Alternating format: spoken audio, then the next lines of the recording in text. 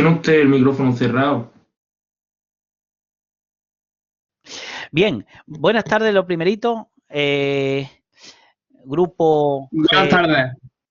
G7, ¿no? En H5, acuérdate que luego hay que firmar la asistencia, ¿eh? G7, hoy ya en H5. Y vamos a las dos últimas horas, la N02 y la N03, para terminar la parte de fundamentos. La parte que habíamos llamado evaluación de expresiones, hoy tomará todo su sentido. Hoy, esta tarde, tenemos que ver en la primera de las horas, tres cosas fundamentales, que es, ¿qué es eso de dígitos significativos y decimales correctos que tanto salen los exámenes? Segunda cosa, ¿cómo modelamos la suma, la resta, la multiplicación y la división que hace el ordenador? Y tercera cosa que vamos a ver en la primera de las horas, ¿se puede medir distancias entre algo que no sean numerillos reales? ¿Se puede medir distancia entre vectores, entre matrices? Eso es lo que vamos a aprender. Entonces, primero, lo de los dígitos significativos y los dígitos y los decimales correctos. Suponte que tienes una aproximación x asterisco, le hemos llamado aquí, o x sub r, que llamamos ayer del redondeado, a un número exacto x. Entonces, los dígitos que componen la aproximación x asterisco son significativos siempre y cuando no sean ceros que sirvan para decir dónde está el punto decimal. Me refiero, ejemplillo, ahí tienes, en estos pares son de esta forma, el primero es la solución auténtica, o sea, el valor exacto, y el segundo es la aproximación. Entonces, ¿por qué en 30.500 este tiene 5 dígitos significativos, estamos dando, de esta magnitud? En este me voy a saltar el tercero al principio. Este tiene 4 dígitos significativos de esta magnitud. ¿Por qué? Pues porque este de aquí, si tú lo dieras normalizado, pondrías .1604 por 10 a la menos 2, ¿no? Entonces, está dando 4 dígitos de la mantisa. .1604 por 10 a la menos 2.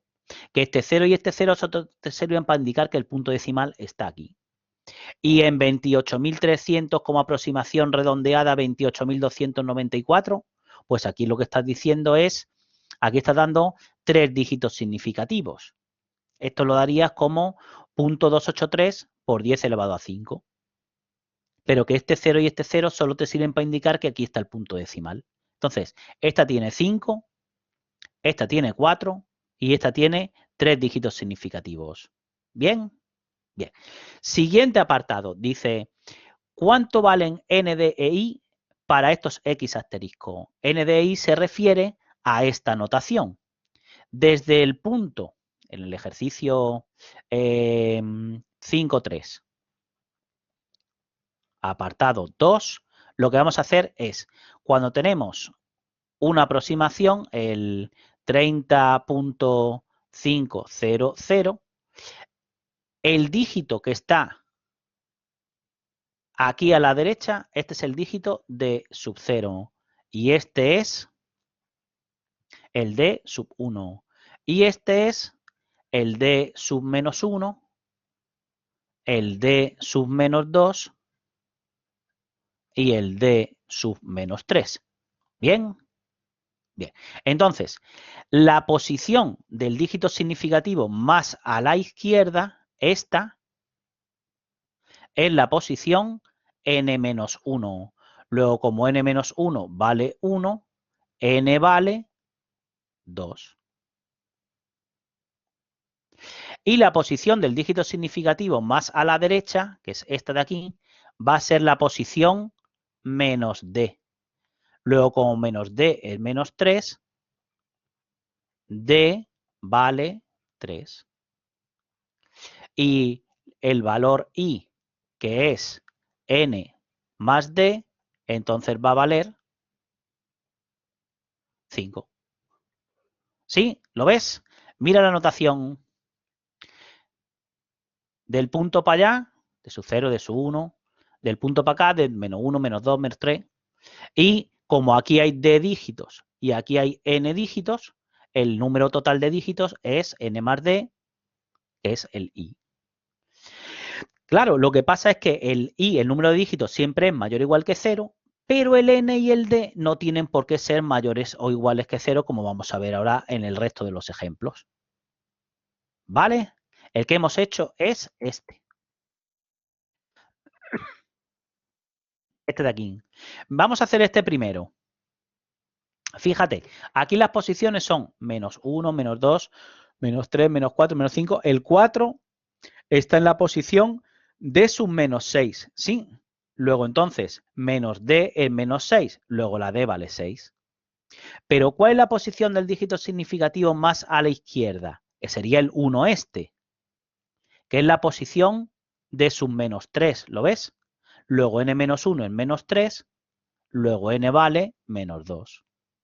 Y entonces la suma de ambos es 4. Sí. Y en este, el 2, el dígito significativo más a la izquierda, sería de sub 0, de sub 1, de sub 2, de sub 3, de sub 4, ¿no? La posición 4 es la que ocupa el 2 este. Pues n menos 1 es 4, luego n vale 5. Pero ¿cuál es la posición del dígito significativo más a la derecha? Sería el 3 este. Es la posición de sub 0, de sub 1, de sub 2, ¿no? Luego n menos 1 vale 2, luego n vale, o sea, el menos d vale 2, luego d vale menos 2 y por lo tanto la suma es 3. Que lo que quería ilustrar es que no siempre n y d son mayores o iguales que 0. El que siempre es mayor o igual que 0 es el i. ¿Bien? ¿Está o no?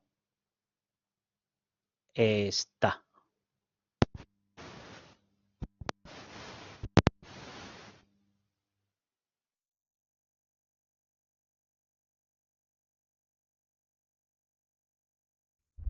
Cuando tú tienes que presentar un resultado numérico, tú suponte que en el cuarto de baño de casa hay una báscula analógica y la báscula, la agujilla, está entre 73 y 74.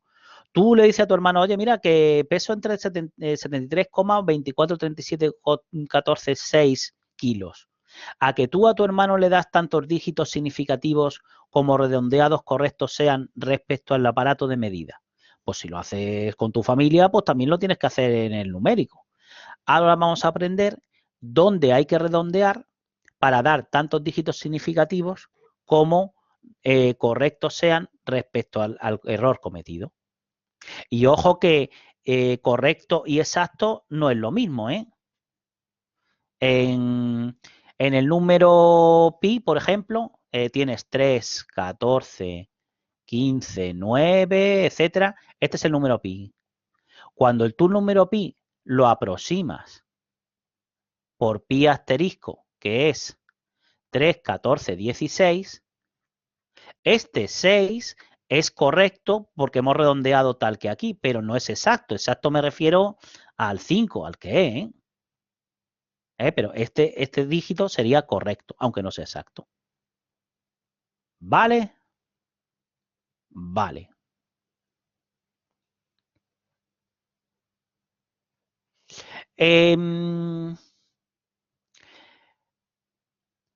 La definición importante, me voy a centrar en la parte redondeada, porque la parte truncada es lo mismo, pero sin el 1 medio. Es esta de aquí. Fíjate. ¿Cómo miro que el dígito d sub k con respecto a la notación esta, es significativo redondeado correcto? Pues si conozco el valor auténtico x, miro a ver si el error correspondiente, x asterisco menos x, es o no menor o igual que 1 medio por 10 elevado a k. Y eso lo voy haciendo dígito a dígito para cada uno de los Ks. Pero si no conozco el valor auténtico X, pues miro a ver si la cota, si sé la cota, pues con la cota miro a ver si es menor o igual que 1 medio por 10 elevado a K. ¿Vale? Vale. Entonces, profesor, dime. una preguntilla. La delta que hay al lado de la X asterisco, ¿qué representa realmente? ¿Qué operación representa? El delta este es la cota de error absoluto. Es este. Que vimos el otro día, ¿te acuerdas? Que dijimos, es una cantidad que acota a esto. A x, r menos x, que dijimos, puede ser un 3, un día a la menos 4. Vale, gracias. Que muchas veces no sabías cuánto valía el x, pero sí sabías que seguro que todo esto era menor o igual que 3. Estuvimos trabajando, ¿te acuerdas? Para escribirlo tal que así. Que muchas veces no sabes la solución exacta, pero sabes que el error que has cometido es menor o igual que 10 a la menos 5, por ejemplo. Entonces, lo que decía aquí es que si conoces el x, pues mira a saber si esto es o no menor o igual que esto. Pero si no conoces el x, pero conoces la cota, pues miras esto. Miras a ver si se verifica esto. Mira el ejemplillo. A ver si te queda más claro aquí. Dice, si no se conociera el x exacto, pero sabes que la cota de error absoluto es esta, ¿cuáles de estos dígitos serían correctos? Entonces, ¿qué tengo que hacer? Pues tengo que ir uno a uno, tengo que coger. Voy a ver si el 3 este es o no correcto. Porque como es el dígito de sub 1, pues miro a ver si se verifica que la cota es menor o igual que 1/2 por 10 elevado a k, con k igual a 1, con k igual a 0, con k igual a menos 1, menos 2, menos 3. Llega un momento en el que ya no se verifica, pues ya sabes que menos d es menos 3 y ya sabes que d es 3. Con lo cual ya sabes que tienes que redondear entre el 0 y el 2 para dar tantos dígitos como correctos son respecto a este error de redondeo. O sea, con respecto a esta cota de error absoluto. ¿Lo ves?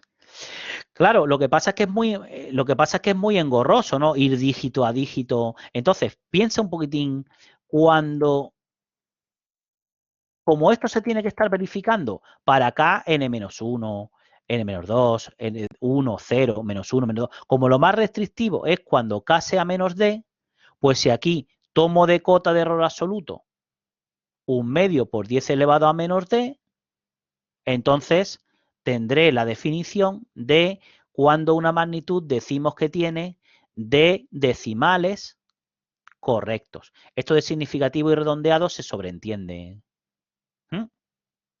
Y donde pone menos d, puedes poner n menos i, ¿eh?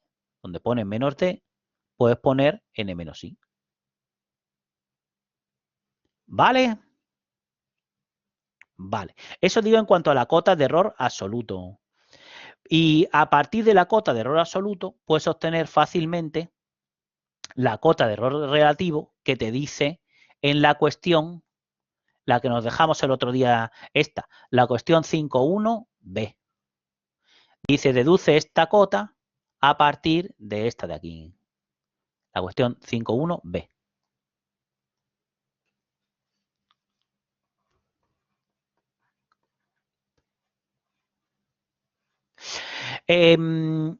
¿Te acuerdas? Si el x lo escribimos como 10 elevado a n por la mantisa de x y tomamos valores absolutos, dijimos el otro día que la mantisa más chiquitilla en base 10 era 10 a la menos 1, ¿verdad que sí? Y si te acuerdas un poquillo del cálculo que te contaron en el primer cuatrimestre, algo mayor o igual, cuando tienes algo mayor o igual que cosa, 1 partido por algo es menor o igual que 1 partido por cosa, ¿verdad que sí? Y como el error relativo es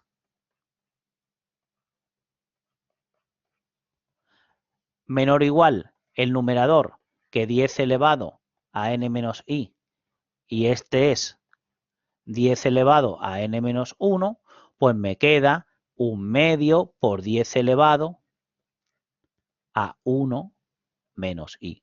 Y como esta cantidad acota al error relativo, esto es una cota del error relativo, en la cota de error relativo que me pedían. Y donde pone I puedes poner N más D, ¿eh?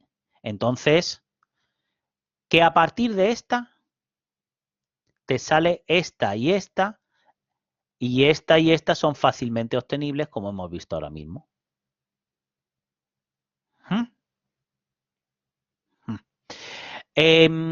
Esta,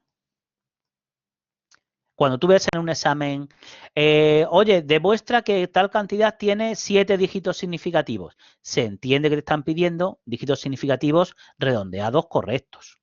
Entonces, todo esto se suele omitir. O demuestra que lo que has obtenido tiene 4 decimales correctos. Pues entonces usas esta de aquí.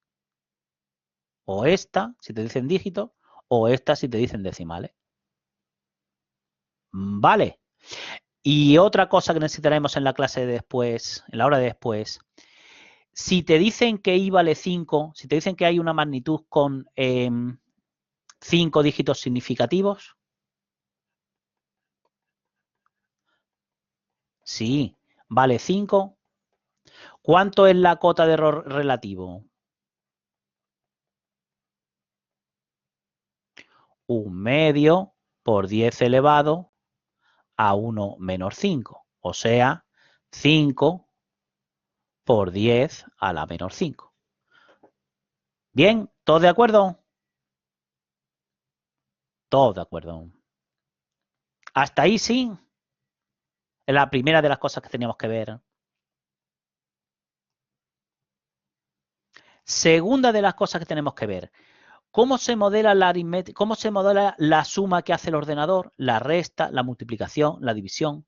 Pues para eso te tienes que acordar, te lo vamos a recordar en breve, brevemente, es cómo se hacen esas operaciones en el ordenador. Aquí tiene la memoria principal. El que se encarga de hacer las operaciones aritméticas es la unidad aritmético-lógica, es esta de aquí. Entonces, los operandos están almacenados en memoria principal, vamos a suponer, con t dígitos. Pero los registros aritméticos, que es esto de aquí, son más anchos que estos t dígitos. Estos registros aritméticos tienen t más s dígitos. Con objeto de que los operandos pasan de aquí a aquí, hacen la operación, suponte la división, ¿no? Y entonces aquí te quedan dígitos de más con respecto a los cuales puedes redondear para volver a memoria principal. Bien, entonces, que estos registros tienen t más s dígitos. Pues al número de dígitos que tienes de más con respecto a la memoria principal, es a lo que se le llama dígitos de guarda. ¿Vale? ¿Y qué tienes?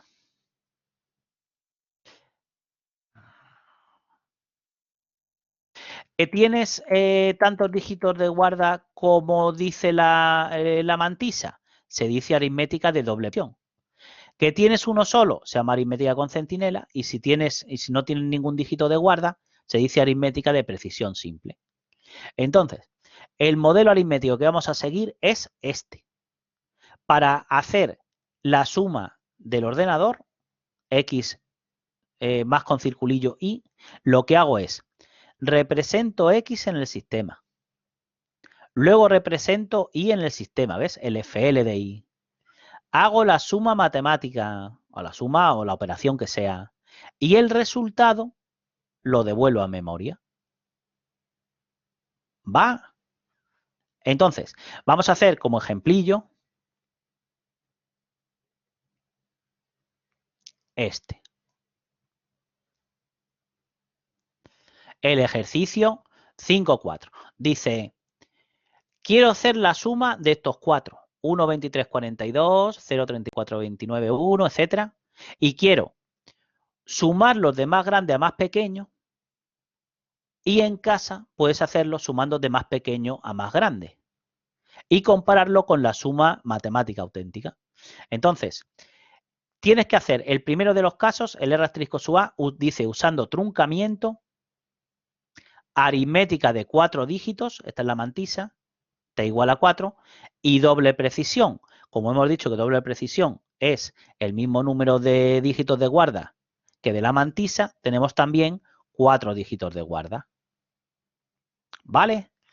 El apartado B, sin embargo, dice que lo hagas igual, pero con redondeo.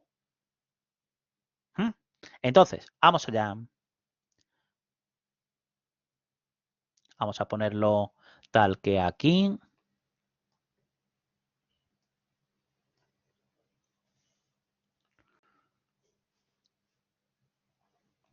El ejercicio 5.4, apartado A, dice que la magnitud R es x1 más x2 más x3 más x4, queda 1.590 9935.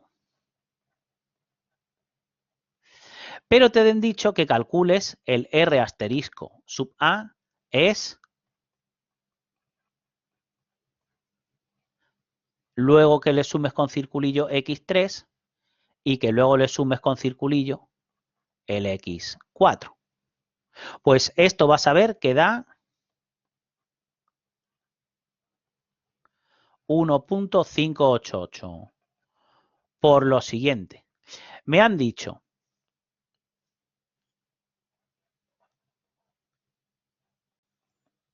que T es 4,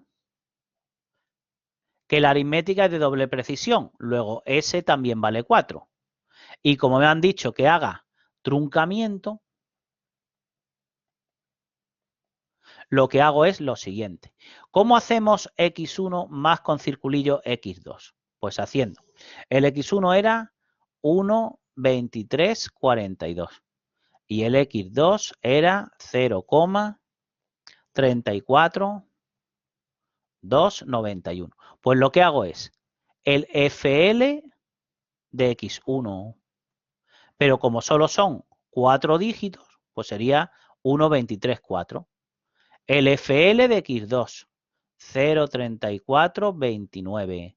Ahora hago la suma, 9, 6, 7, 5. ¿Ves? De los 4 dígitos de guarda que tengo, solo ocupa 1. Pero como me han dicho que haga truncamiento, ahora al hacer el FL del resultado, me queda 1, 5, 7, 6. ¿Sí? Ahora le sumo el x3 con circulillo, que sería 0.012896. Pues hago el FL del x3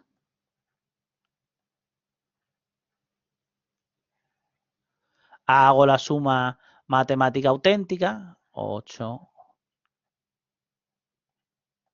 y de los 4 dígitos de guarda he ocupado 2, pero como ha dicho que use truncamiento, no aprovecho esos 2 dígitos para redondear. Eso lo haré en el 5,4b. Y por último, el x sub 4, que era 0.009875, entra como 0.0009875 en el sistema. Hago la suma matemática auténtica. Y ves, ahí he ocupado los 4 dígitos de guarda. Pero como han dicho que use truncamiento, me queda que R asterisco sub A es 1.588. Bien, ¿entendido entonces? Una cosita. ¿El FL de X y el X coinciden? ¿Ves? Aquí no. El FL de X1 es 1,234 y el X1 es 1,2342. Luego el FL de X y el X no coinciden. Pero en caso de que coincidieran, aquí dice, en los casos en los que FL de X coincida con X y FL de Y coincida con Y, aquí no hay ningún tipo de error. Ni aquí hay ningún tipo de error. Ni al hacer la operación matemática auténtica hay algún tipo de error. El único error es el de representar en el resultado que ya dijimos ayer que cometía un error relativo de mu o 2 mu, dependiendo de si se hacía truncamiento o redondeo. Pues es lo que pone aquí. ¿Verdad que sí? ¿Verdad que sí? Cuando intentes en casa el ejercicio 5.4 apartado B, el ejercicio 5.4 apartado B, lo que dice es que hagas x4 más x3. Luego que lo sumes en el otro orden, de más chiquitillo a más grande. Y además que lo hagas con redondeo. Pues si lo haces, observarás con estupor que te queda 1,591. Ahí lo tienes hecho con la calculadora. ¿Lo ves? x4 más x3, luego más x2, luego más x1. Es decir, que cuando tú haces las operaciones con un ordenador, no puedes suponer que la suma es asociativa, que es que cometes más error si lo sumas de más grande a más pequeño que si lo sumas de más pequeño a más grande. ¿Vale? Esa es la moraleja de todo esto.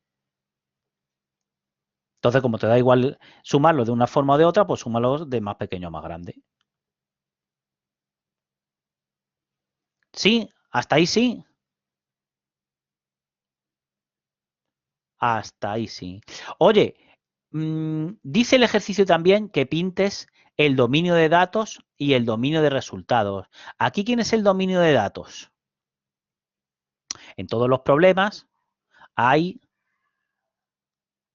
un dominio de datos y un dominio de resultados. Entonces, en nuestro caso, ¿qué es el resultado? Pues la suma de los 4 números, ¿no? El resultado es R. Aquí está la suma de x1 más x2 más x3 más x4. Aquí está el R asterisco sub A, el 1.588 que hemos obtenido. El que obtendrás en casa, el R asterisco sub B, que es el 1.591. Bien, pero ¿quiénes son los datos? Pues para que vayas viendo también la notación que se utiliza en el MATLAB, vamos a considerar los datos como un vectorcillo de 4 componentes. X1, X2, X3 y X4. Entonces, cuando estos son los datos, esta es la solución exacta. ¿Sí? Pero tú no has calculado la solución exacta. Tú lo que has hecho es obtener una solución calculada. Vamos, y en casa obtendrás esta otra solución calculada R asterisco sub B. A lo que me refería es, ¿sabes medir la distancia que hay de la solución calculada? ¿Sabes calcular la distancia de R asterisco a R?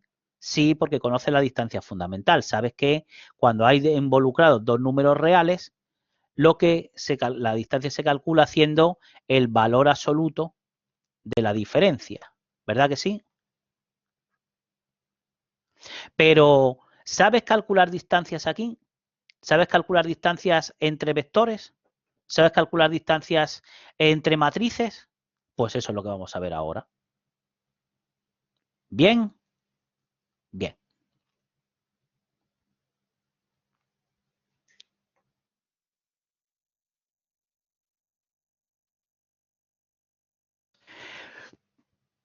para medir distancias entre cosas que no sean números reales, que hemos dicho que lo medíamos tal que así, lo que hacen los matemáticos es definir, se dice un espacio métrico. Un espacio métrico, se pone yo muy serio, espacio métrico, pero lo que es un conjunto con una distancia donde hemos definido una distancia D que tiene estas propiedades. Lo más fácil para definir la distancia es utilizar primero una norma. Entonces, una vez que defines una norma que tiene las propiedades habituales, lo que pasa es que no te vale un conjunto cualquiera. Esta E tiene que estar dotada de estructura de espacio vectorial y la norma, lo importante es lo siguiente, que te sirve aquí. Una vez que tengas definida una norma, la distancia entre dos vectores, por ejemplo, es la norma vectorial de la diferencia. Como la diferencia entre un vector y otro es un vector, ¿no? Y cuando defina las normas matriciales, la distancia entre dos matrices es la norma de la matriz diferencia. Y cuando en el capítulo de aproximación mida la distancia entre dos funciones, definiremos normas funcionales para definir la distancia como la norma entre de la diferencia entre las dos funciones. ¿Vale? Bien. Dentro de las normas, ¿la norma de un vector la conoces ya? Pues a lo mejor de física sí, ¿no? La norma de un vector, la norma 2 de un vector, la norma euclídea, es la raíz cuadrada de la suma de los cuadrados de los módulos de las componentes. Digo los módulos y digo bien porque pueden ser complejas, ¿no? Pero es la única norma de... No, ahí ves, está la norma 1 de un vector, la norma infinito de un vector. La norma infinito es el mayor en módulo de módulos de las componentes. Y la norma 1 es la suma de los módulos de las componentes. Entonces, ejemplillo correspondiente. Vamos a calcular la norma 1 y la norma infinito y la norma 2 de este vector. El del ejercicio 5,5. Dice, para el vector este, el 1, 2, 3, 4, 5, 6, ¿lo ves? ¿Cuánto vale la norma 2? Pues sería la raíz cuadrada de 1 al cuadrado más 2 al cuadrado más 3 al cuadrado, como son componentes positivas, ¿sí?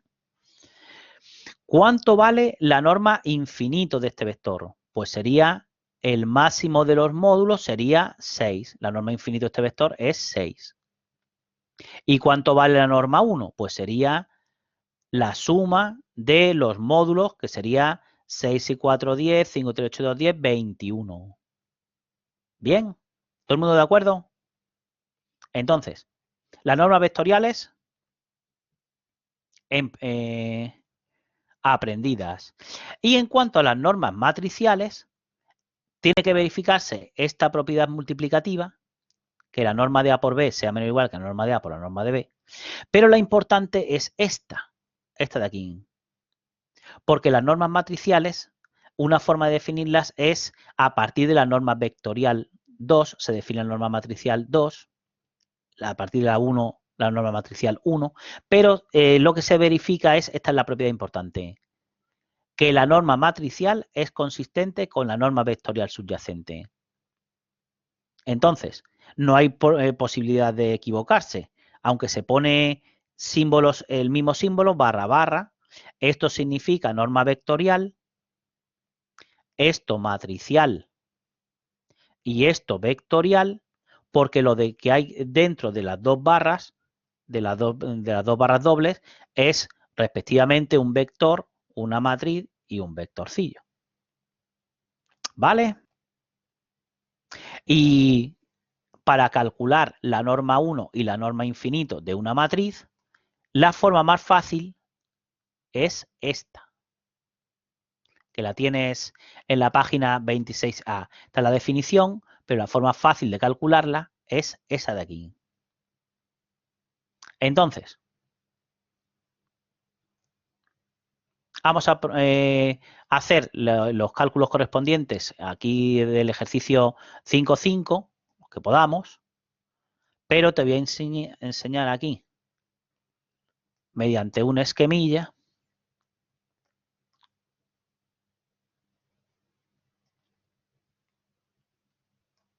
cómo calcular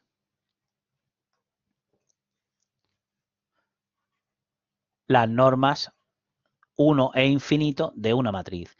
Suponte que la matriz A es esta.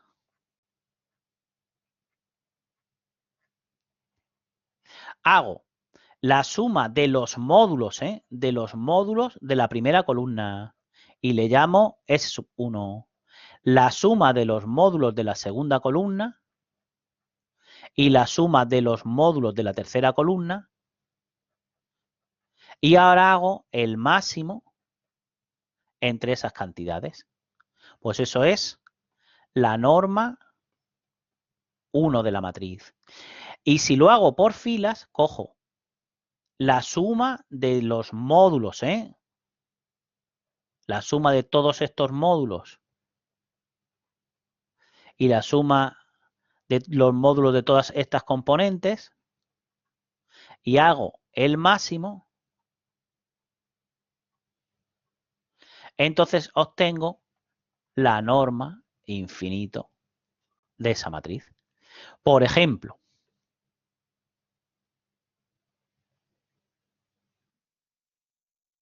para esta matriz, ¿cuánto vale la suma de los módulos de la primera fila? 5. ¿La suma de los módulos de la segunda fila? 2.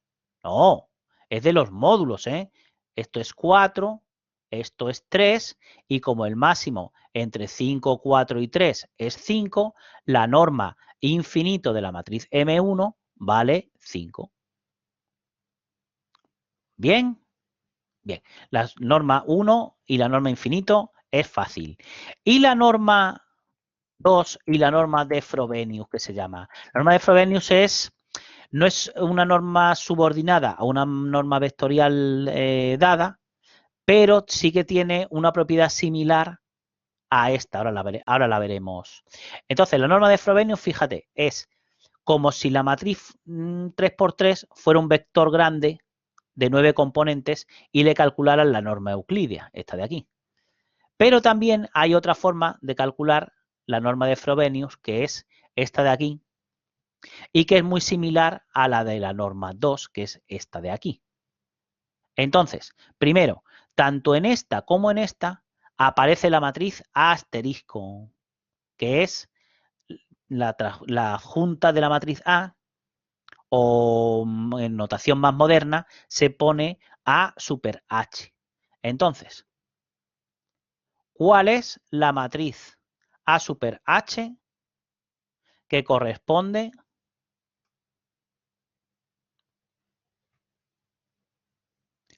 a esta matriz M2? 2 más 3i menos i y 2.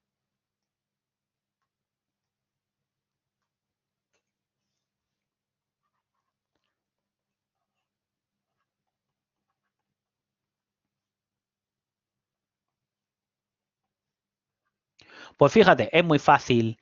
La adjunta M2 super H, que ahí en las transparencias pone M2 asterisco, pero hoy día se prefiere más esa notación, es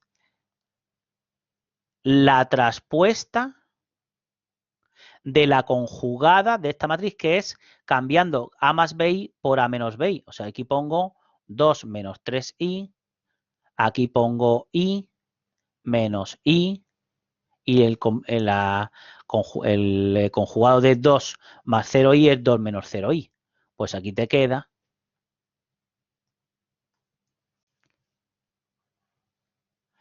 2 menos 3i menos i y 2.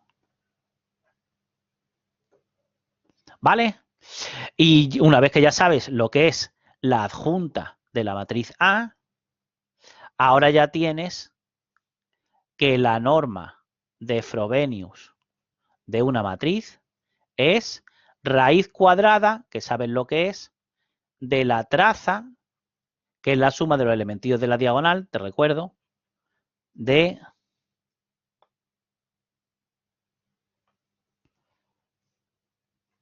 A super H por A. Y la norma 2 de una matriz es raíz cuadrada del radio espectral de A super H por A. Ojo que no es de A, es, si esta matriz la llamamos B, lo que estamos calculando es la traza o el radio espectral de la B. Y la propiedad interesante que te decía de la norma de Frobenius es que cuando tú pones A por X,